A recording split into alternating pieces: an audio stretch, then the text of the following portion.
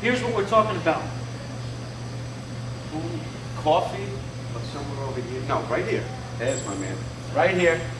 He was sitting there and he was saying to himself, inside of your head, you heard a little voice, didn't you?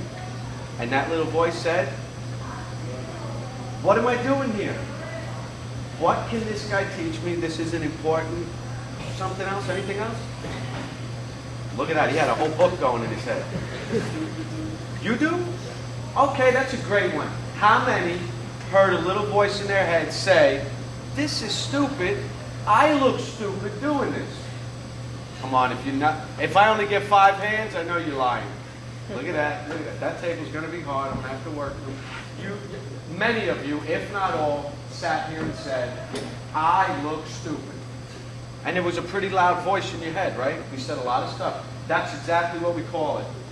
My brother would just like to call it the little voice in your head.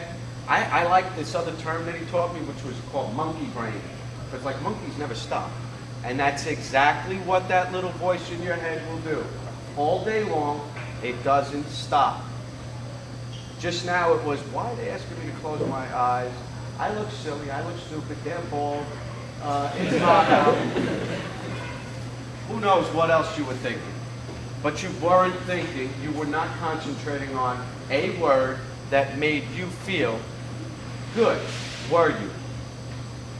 That's that little, you were, you got it. He was, he got it.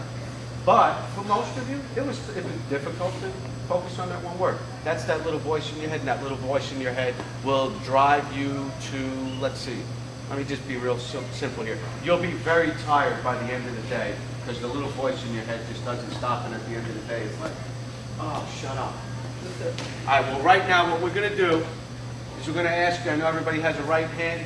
I like to tell you, take your right hand. Raise your right hand, please. Raise your right hand. It's a real simple exercise. Your little voice in your head is going, here they go again. I know. And you're going to take the little voice out of your head, and please put the little voice right next to your shoe on the floor. It's yours.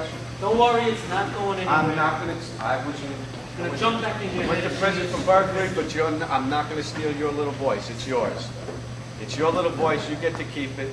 No matter what I do, it will jump back into your head. All right?